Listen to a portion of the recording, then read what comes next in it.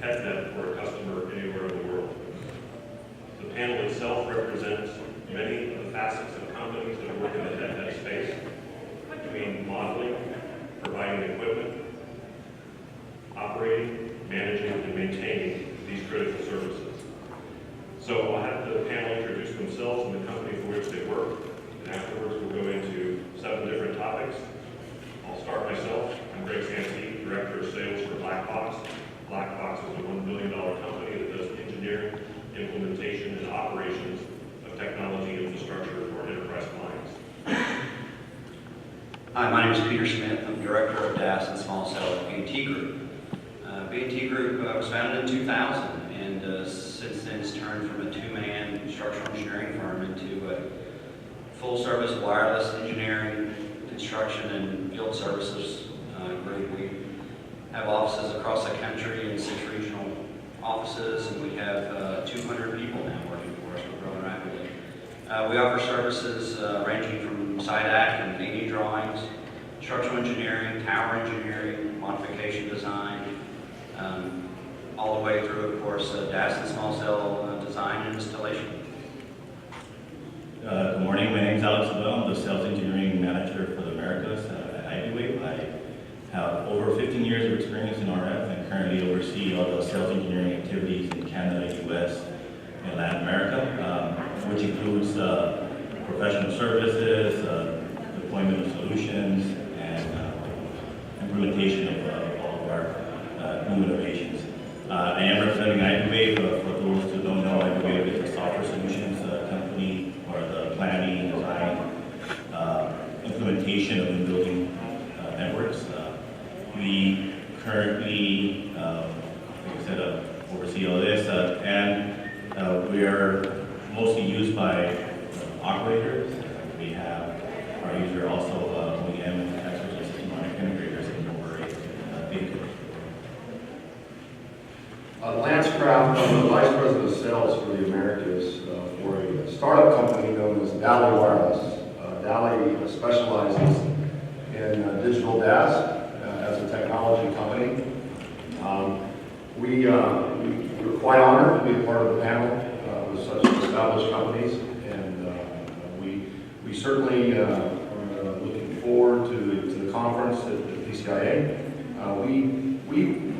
Our solution takes any signal into the head end. We convert that via CIPRI packet data and we deliver the content over copper or fiber out to the rooms.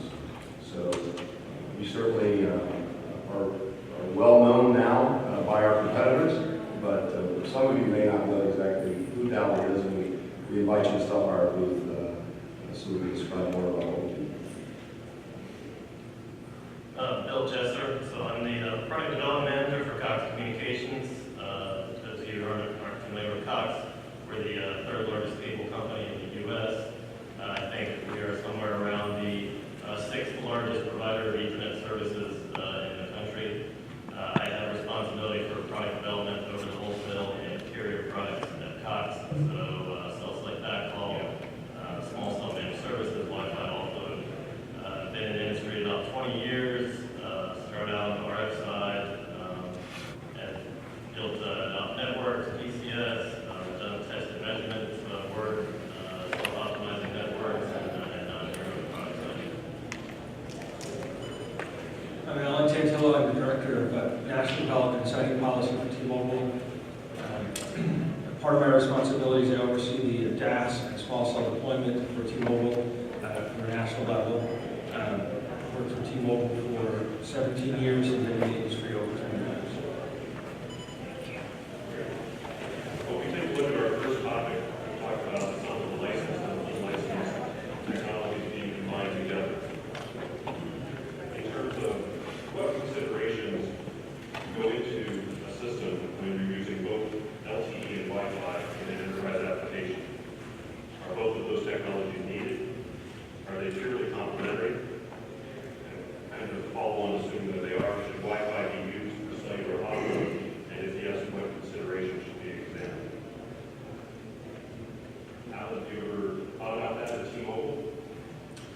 Yes, you know, as was mentioned just previously in the keynote address by Dave Mayo, you know, T-Mobile has at times gone aggressively into the Wi-Fi space, and you know, as you mentioned, we were the first to launch the Wi-Fi calling on the iPhone. We think that there's a space for using Wi-Fi offload and also using you know, the 5 gigahertz unlicensed spectrum for LTE in the future.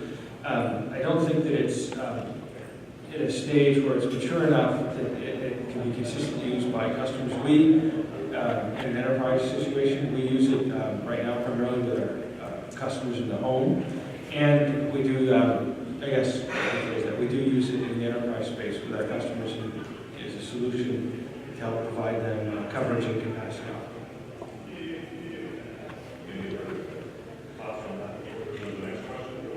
No, go ahead. No, well, I mean, I'd like to add to that. I mean, one of the biggest debates, I think, a lot of times we wonder who's going to win between cellular and Wi-Fi.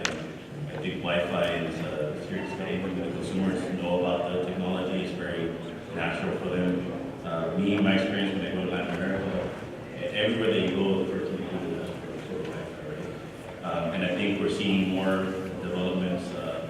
For example, Boingo just recently announced a Wi-Fi offering here, where there's going to be a little more seamless, right? Where you don't have to go and you know, go to the field and look for a SSID, log into it. It's going to be a little more seamless. So I think Wi-Fi is.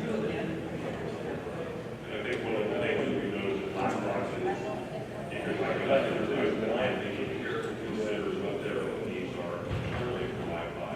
Really necessarily one of them to be shared as a common situation. That what generally comes about is there's some traffic that's very critical, other traffic that may not be as critical. If they can segment those and place them in particular channels by basically coming up with their own architecture, then it may be possible to take one channel of Wi-Fi and say that that will be for the optimal characteristics for the carriers that they opt to use. So it's just really for an enterprise client, they need to be careful that they look at their own needs as well in many cases for just natural output. And I think, you know, Alex mentioned Boingo, you know, also all the cable companies are teaming together, so they've got a cable Wi-Fi consortium. So individual cable companies can run on other cable's Wi-Fi hotspots as well. And I think the good news is that I think the industry has sort of standardized on LTE. You know, we sort of hit you with the SEC May fighting for a while now everything's LTE. And I think you're starting to see, even though the technology is harmonized, a lot of the frequencies haven't. So, you know, you got 700 megahertz, you know, AT&T, and Verizon uses different 700 megahertz. You know, you've got Sprint at 2.5, you got AWS in there.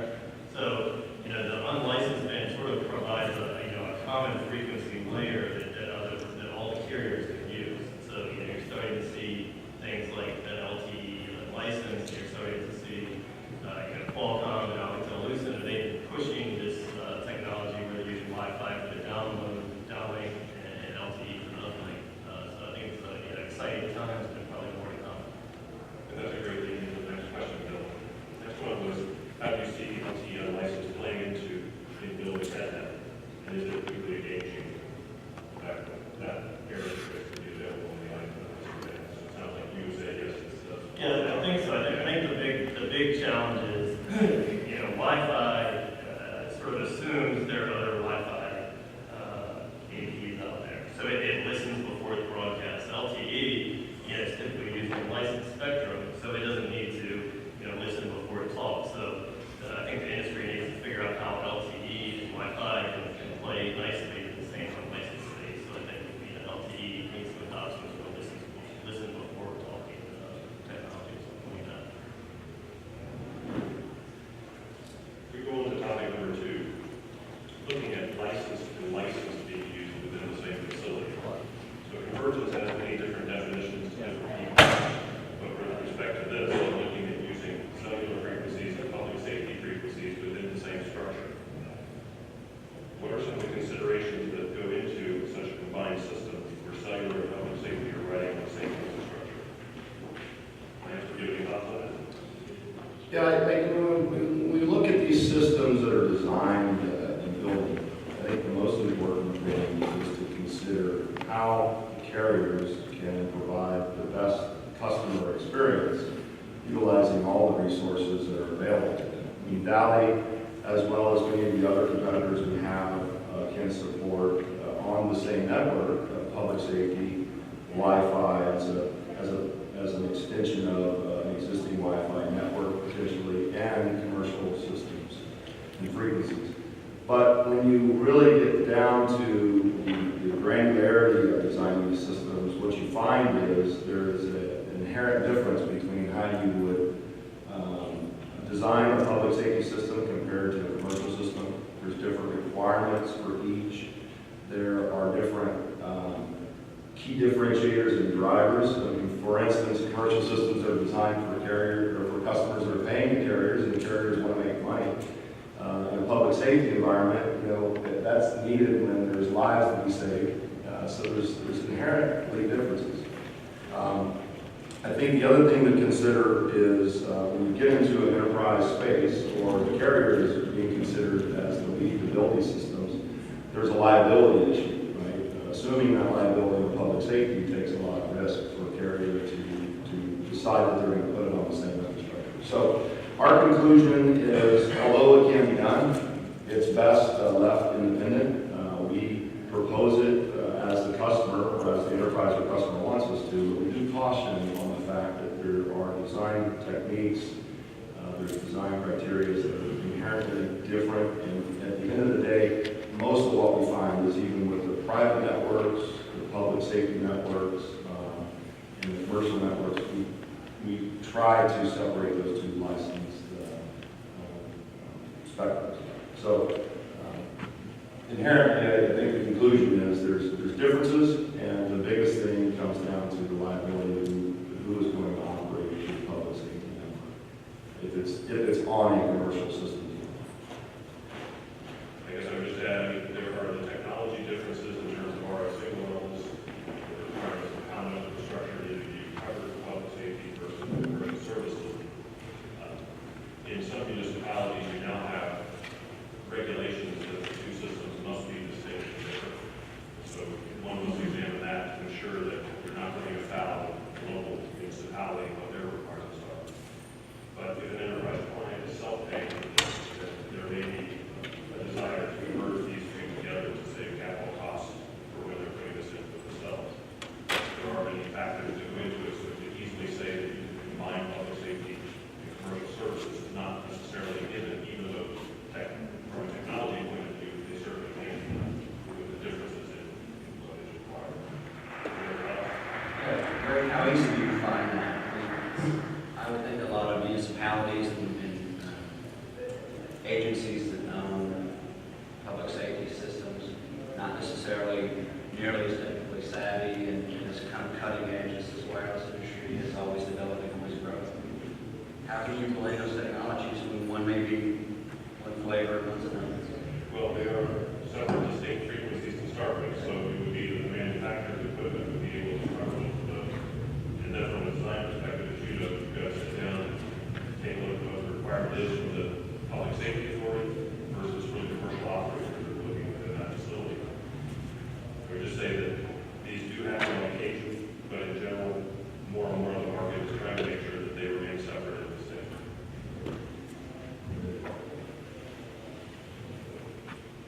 Topic 3, verticals and the worldview. HetNet Association defines 6 particular vertical markets: healthcare, higher education, large public venues such as airports and stadiums, corporate and commercial real estate, public safety, we just spoke about hospitality. Of those vertical markets, which present the greatest opportunity for an independent provider or a HetNet architecture? Peter, do you have any thoughts on that?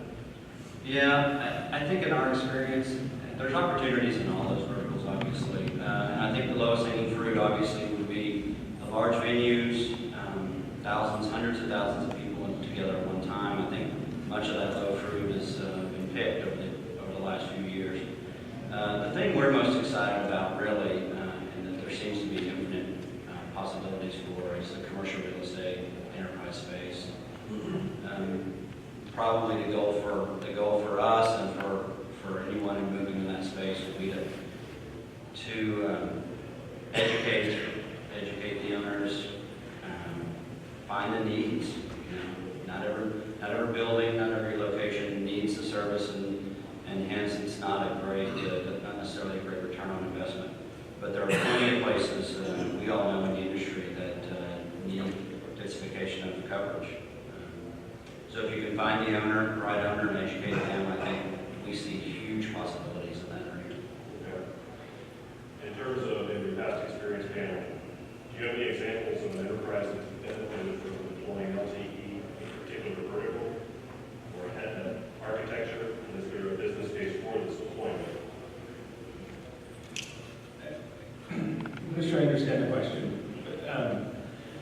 From a carrier's perspective, maybe you can redirect it if I'm off. From a carrier's perspective, I think one of the things is we look at these 6 areas, and as mentioned, the big venues have already been cherry-picked. They've already had third parties go in and install systems, and they built it based on a model that I think worked at the time, based on the technology and the equipment that was available. As we start moving down into these other smaller venues and opportunities, from our perspective, we really need to see a shift in the philosophy of the owners of these facilities. In that, as mentioned, my need in a facility may be completely different than Verizon's or AT&T's because of the many different factors that go into it. What spectrum position I have in that area. Do I have 700 megahertz or low band that's already penetrated the facility? Do I have capacity needs or not? And so for venues, as they start, we're talking even college campuses and hospitals, for them to think, oh, I've got to put a multi-million-dollar gas system in the hopes that everybody's going to show up, is just not economical and viable. And what we see is, a perfect example is I could have great coverage. I have one half of a hospital because I've got a macro site out there and I've got plenty of spectrum. But on the other side, I don't. And to have that hospital spend, $3 million or $4 million, expect me to come in and pay, $1 million to cover the whole thing with the DAS when I only need, one wing of the hospital is not a sustainable model. What we need to see in these venues is we need to see them either decide to put the capital in themselves, just like, as we were talking earlier, just like they bring power and light, water, all the rest of those utilities in. If they want it, they need to start putting it in themselves, and we'll come. I see come across my desk leases for 0 rent and no additional cost. I see several of them a month come across the landlords of these types of venues, particularly corporate venues, where they put in the resources themselves, and they just say, come, bring the system. And so that's a really big area. What we need to work on changing the mentality. If we want to introduce a third party into this, where they can start making money, is they need to change their philosophy from being the typical neutral host provider to being more like a typical real estate broker, and just take their 6% of the sale and get out of the way. Bring the parties together, make a reasonable thing. That's what you see in commercial real estate, you see in residential real estate, you see in so many other things. But they need to get out of the way and find a way to facilitate us coming together. Let me add a little bit to that. Maybe this is not the right analogy, but when you think of a wired phone system in a building, when you go into that suite, you expect that there's a phone jack that you can put your own phone system in and it's going to work. So that's the level of expectation that we believe our system enables, is as the carriers move away from building head-ends into every single building, or a building that, we can light up that building and that building within this distance of our head-end. Our system evolves and was designed to evolve with the idea there is no head-end. You go right from the switch out to the remote via fiber, and it's already there. It's like Alan mentioned, you have lights and you have power and you have water and you have the utilities, and this is now becoming more of a utility that we all need. So that's really the evolution. We've presented within Valley a digital DAS, but in all intents and purposes, the way we design our network and what we can do is literally go from the switch of anyone's carrier switch directly to our remotes. And we believe that's where the future is going. And I think as the enterprise customers, enterprise owners start looking at their property, real estate, and adding the remotes that are capable of that in their building, you'll start to see more of this opportunity where you can just, in the phone business, right, they come and punch down, right? So you can just punch down. If you need a link, you just light up node 4, 5, and 6, right? And so I think that's really where it's going. We support what now, being an infrastructure sales company, that takes a lot of equipment away from the head end. So and from a services company, it takes a lot of services away. But that is what we believe where the industry is going. And we're prepared to move in that direction. I mean, just to add to these comments too, is that I think one of the interesting things, and that's good for us, is the demand of it, right? This is like a new paradigm shift where, you know, wireless is being seen like electricity and all this other stuff, you know. So we see all these initiatives driving, HetNet, healthcare. How many doctors do you see that have offices, you know, and they're in the hospital, right? They're connecting the data of, you know, healthcare. We saw as an early adopter of Wi-Fi. You know, they have iPads and everything. They need that data, right? So that's one of the interesting things. I think one of the interesting ones over the last couple of years has been enterprise. You know, BYOD has kind of built a lot of like, you don't see a lot of you know, the carriers coming in and getting these large contracts, right? Because everybody wants to bring in their own device, and it's kind of opening the door for more small cells, and you kind of see that today. You know, Verizon has an agreement with private cloud, you know, for small cells. So, and I think that's that enterprise also. It opens the door for a lot of independent companies to go and win additional business because all of the large venues are already taken care of. So. Well, and I think to Alan's point, one of the things that we've seen with some of our clients in healthcare, they had a 300% increase in the efficiency of their nurses by having a combined converged DAS and Wi-Fi platform. So what that enables is for that hospital to say, I can pay for that myself because my nurses now are that much more efficient. And so it's those types of examples that I think help push that the enterprise client recognizes this as another utility and something that will pay for itself so that T-Mobile doesn't have to bear the entire bill for the government facility. And we're starting to see in a lot of the commercial real estate space, we're starting to see real estate developers realize that it's a selling point for their property to say that it's wired, it's wireless enabled. And they're recognizing that in a competitive commercial space,